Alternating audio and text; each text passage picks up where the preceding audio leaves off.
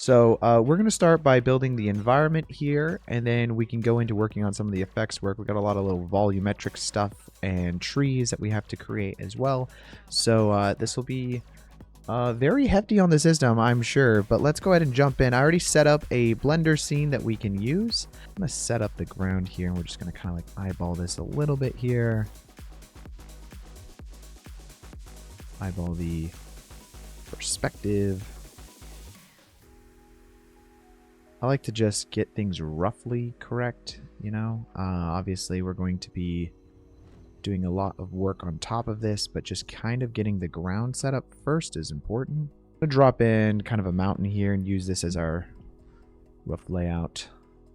On one of my streams or videos, somebody said that because like the angle was like this, they thought that I was making a pizza, which I thought was hilarious.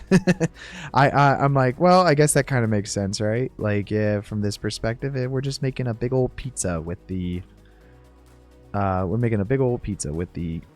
correct toppings on it, right? You know, like we got a few mountains here and maybe some lava over there. That's our fancy pizza that we're doing. I have this a little further back though on our shot, and of course we're going to sculpt this to be what we need it to be, but just using this as like our kind of roughed out area in which we want the mountains to be at. I guess it all kind of depends on how close we want this guy to really be. So if we put this cursor there, yeah, he'll have quite a bit of distance between him and the mountains back there. I'll smooth this out. We can add some more, like, vertices. We just need this to kind of roughly be the shape that we're going for. And then we can add in all of our castle ruins on top of this mountain as we're going. It's mostly just getting the rough shape down, and then that way we have something to work with here. I need to select, you can, I think in Blender 4, whoa, what just happened? Oh, so that took it to edit mode, but we'll go to sculpt mode. You can actually do both mountains at the same time, even if they're separate objects. This up here, I was thinking we would use particle, kind of like some kind of particle emitter. I figured we could probably start with, you know what? Yeah, let's start with a circle. This will be the easiest. If we scale this guy up, did a stream few years back, because I did streaming before I took this seriously, like this year, where I was like, oh, you know what I'm gonna do is I'm actually gonna try to create some streams of that are a little higher quality.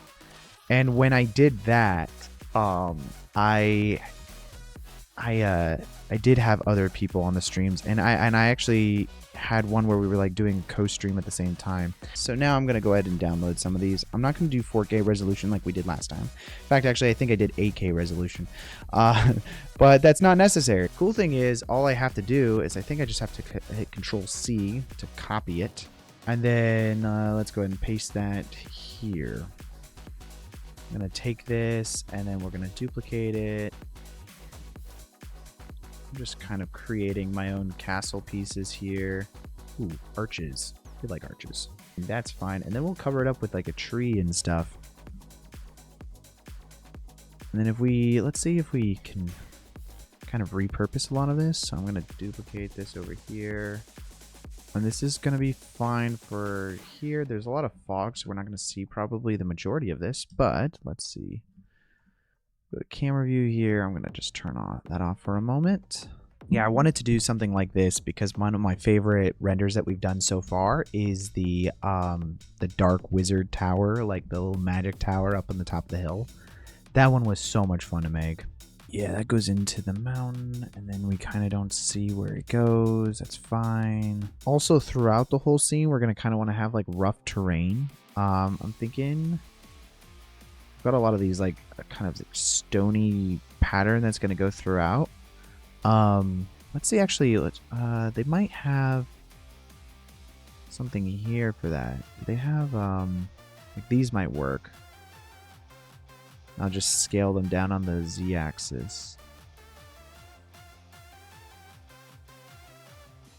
We do have these We could do like a very thin castle wall kind of material as well. That might work. The actual plane here, let's go ahead and save that. Add in some hair particles and change this from object to collection. And then I'm going to select our stone ground selection. I'm thinking what we can also do is select multiple different types of stone. So like this one right here as well. A little bit more randomness to our scene. And that looks really nice from our camera angle. It kind of just like adds all of this stone throughout the entire scene without us having to do very much. Like I was saying earlier, if you guys are doing the same renders as me, which I encourage, by the way, if we're like working on these streams, I would love to see what you guys create as well.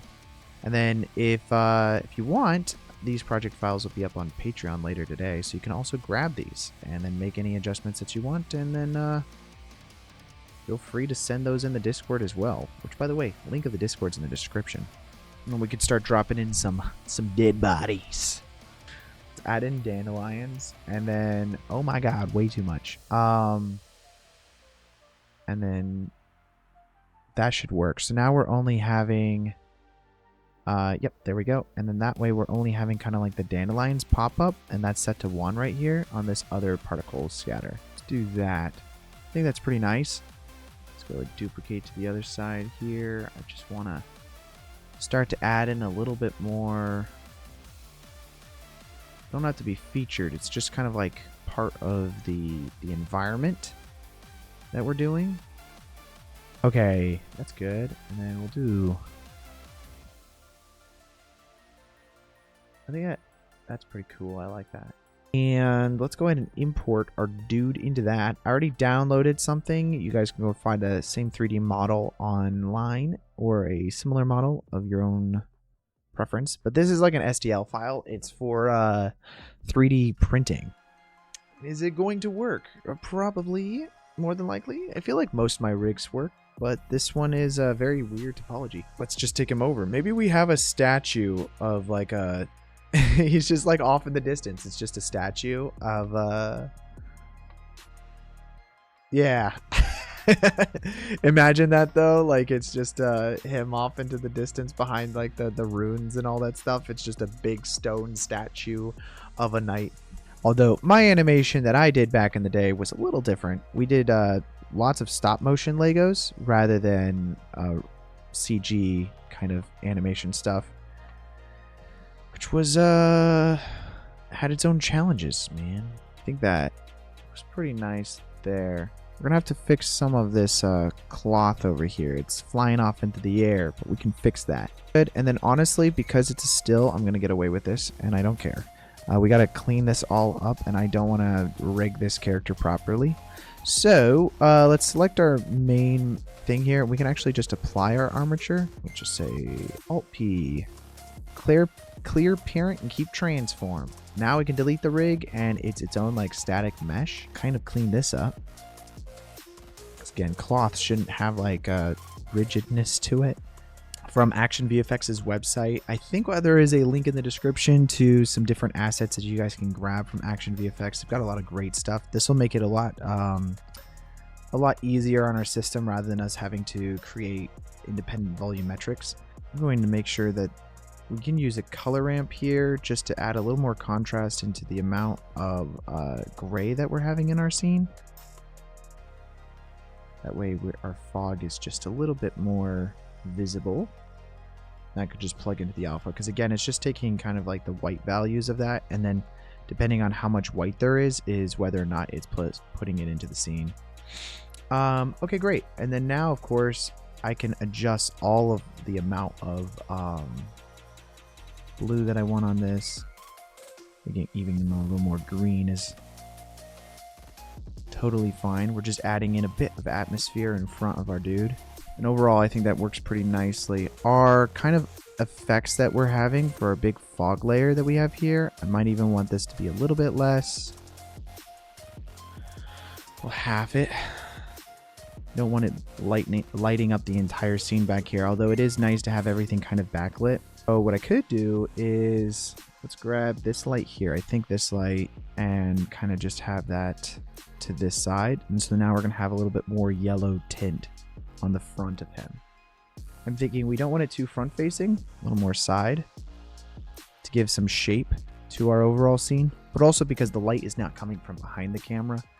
It's really coming from behind him, and we're cheating it a little bit here. So we kind of want to see the light on him, but we don't want it to be too overt. I wanted to add a little bit more fog all the way back there, and it's all just cards.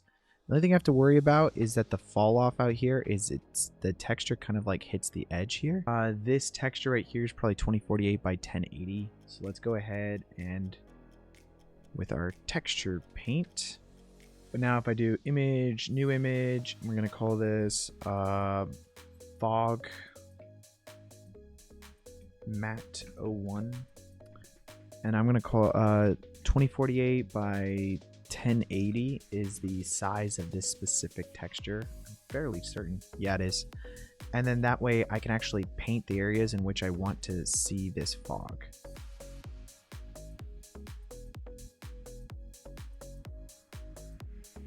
And painting like this mask to have like a really nice like effect to it. So, whoops.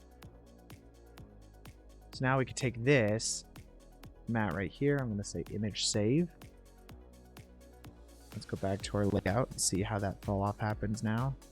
Node to combine the two. So using our fog matte that we just generated, I can actually plug this into the factor, and then everywhere that it's not, I'll put the B. So there's the A. So if we view this, you can even see what's happening here. Everywhere that it's not, it's putting the black, and then everywhere it is, putting white. And so now we're just going to feed in our other texture that we have from up here into the B. So now it's only going to have fog in the areas in which we painted. And so you can actually kind of create some masks that way. So now if we move this entire node group this direction, we can have this plug into our alpha. So now if we go view this alpha, we'll see that it's only putting kind of in this area, and at least it has a fall off and it's not like a sharp edge. And here's our matte right here. I'm even going to take a color ramp and then plug that into to the output of that. If we go view this now, we can even make this crunchier if we wanted to have it more visible. So now if we go view our principled BSDF again, there's a really nice fall off to the edges, but pretty intense fog in the middle. So that way we can actually control the amount of texture that we want there on the edges. I don't know if there's an easier way of doing that. We might be able to use some kind of like shape tools directly inside of the node, but this allows us to basically paint where we want something. And now if we do want to have this thicker, if we like want even more of it, literally just duplicate it, and it actually just doubles the amount of fog that we have even. But what's really cool about this is we can actually grab this now and then move this around our scene. So if we wanted to have fog in different areas, then we could totally do that. And that is just an easy way of adding in some extra detail to your scene rather than having to, you know, add in a bunch of volumetrics that could make your scene super heavy. And now if we start painting in some of the different like shades of the metal that we want to have here, we can even paint in some dirt if we really wanted to. Maybe some blood onto the sword here.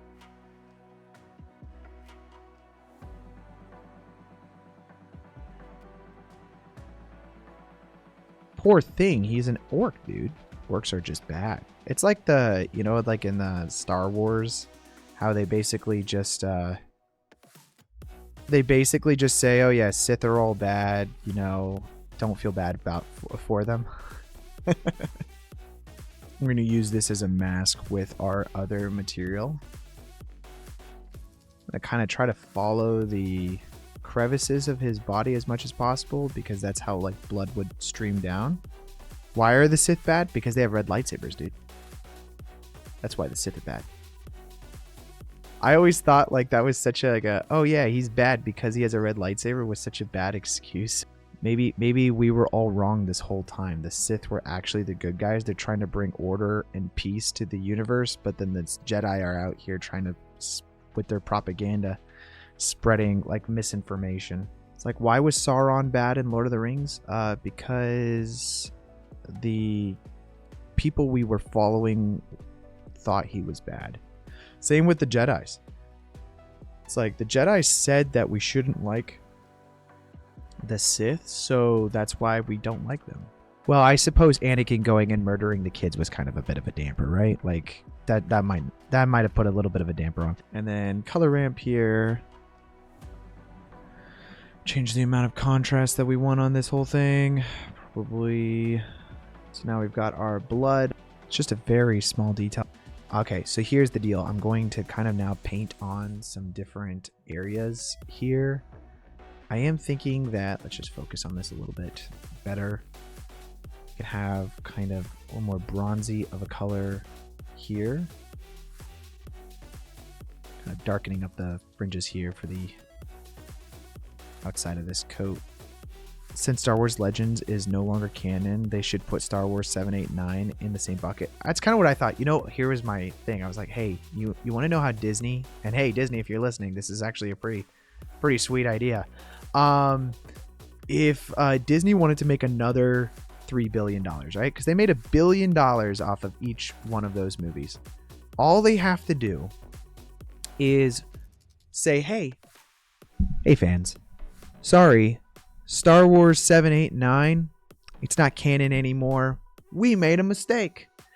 We're going to redo those movies. Those movies are going to Star Wars Legends. They could easily make 3 more movies and the fans would eat it up. Like straight up. They could totally do that. And I think the fans would just be like, oh yeah, hell yeah. I get more Star Wars content. But I always thought that, like, well, if they did it, I think the best time for them to do it would have been after Last Jedi. After the backlash that they got on The Last Jedi, they could have sat down and then said, all right, here's the deal. We could try to make Star Wars 9 and patch things up, which they tried. I mean, they even were like, yeah, we're trying to patch things up with this movie. They hired J.J. Abrams to come back in and then try to fix things. Instead of that moment of them saying, hey, we need to fix this, if they sat down and were like, all right, so instead of us trying to fix this problem, let's just redo it. That would have taken an insane amount of humility on their part to, you know, admit that they made a problem, made mistakes there. But also, I feel like the fans would have respected it because they would have just like, oh yeah, we'll accept that. I think after Last Jedi came out, and then it was almost like they didn't care. They were just like, oh yeah, if you didn't like it, then you're just toxic or something like that. Then, you know, you lost a lot of respect from your fans at that point. Whereas they could have totally gotten away with it. I say gotten away with it. It's not like getting away with anything. I'm just like, why are they taking all the characters that are like just badass kind of guys and then just making them like somebody we want to root for? Maybe we don't want to root for them. That's kind of like what the whole Boba Fett thing was so clear that they were trying to sell more toys, and then they didn't want parents to be like, oh well, why are you promoting a villain?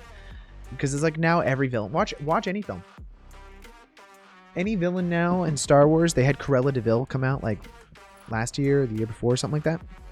Cruella de Vil is literally a character that you want to root for, because she is being oppressed by, you know, the place in which she's working, and she is just a fashion designer. Cruella de Vil, guys. Cruella de Vil. Arguably one of the most villainous characters in all of Disney, who turns dogs into clothing, okay? Who kills dogs and wants to turn them into clothes. That character we now like. It's like, why does every character need to be a good guy now? You know, every character that it was bad historically is now good. Okay, how does that look though, guys? Oh, you know what? Kind of want now all of this kind of, I can get it to look exactly like what I want. Add in that fine detail. So this metal color here, we'll just plug this directly into our base color of our main shader. And gotta go view this mix shader over here. This looks pretty sweet, guys. What do you think? And actually, I'll show you guys the texture that I'm using here.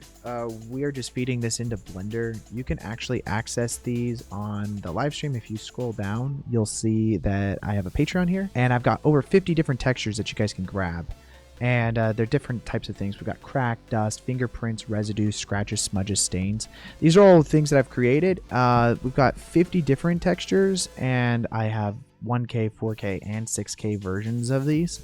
So if you guys want to grab these and mess around with them, feel free, and that helps support the channel out as well. Do you think we need the... Oh no, that's fine, because you can see the blood splatter kind of like here, kind of fringed, rather than it feeling too straight of lines. I love that. It just kind of like falls off a lot better because of that texturing that we did in there. Feels more natural. I was going to show you guys, I'm just adjusting kind of like the overall tone of the fire and the lighting, and that way that'll add a little more contrast to our main guy here by having kind of like this overall kind of like lower fog that's happening behind him, and then adding more contrast to our shot here. I'm just going to draw our attention more to it.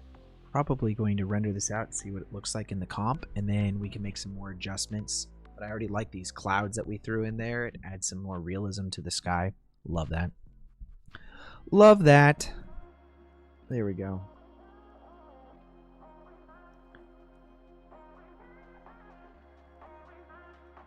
Okay. So that kind of fixes the cape a bit there. I feel like we were just cutting away a little too much of the cape. But it's okay. We can always fix these things in post. That's what they say, man. Fix them in post, right? Let's see. We don't really have these clouds. I mean, we do have like the overall sky clouds. If we wanted to adjust those. Let's actually do that. Let's adjust this cloud here.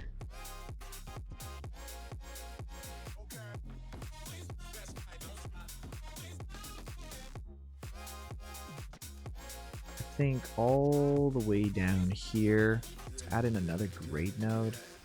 And we can lift up the cloud a little bit, not too much. And that gives us the ability to control that. But I think this is the finished image right here, and I'm really happy with the way this turned out. And if you guys have any suggestions or recommendations on streams that you guys want to see, then go ahead and join the Discord and send those to me there. And hope you guys enjoyed this video. If you did, hit the subscribe button. If you didn't enjoy it, then, I mean, hey, hit the subscribe button anyways. I mean, it doesn't hurt, right? All right, I'll see you guys next week. Bye.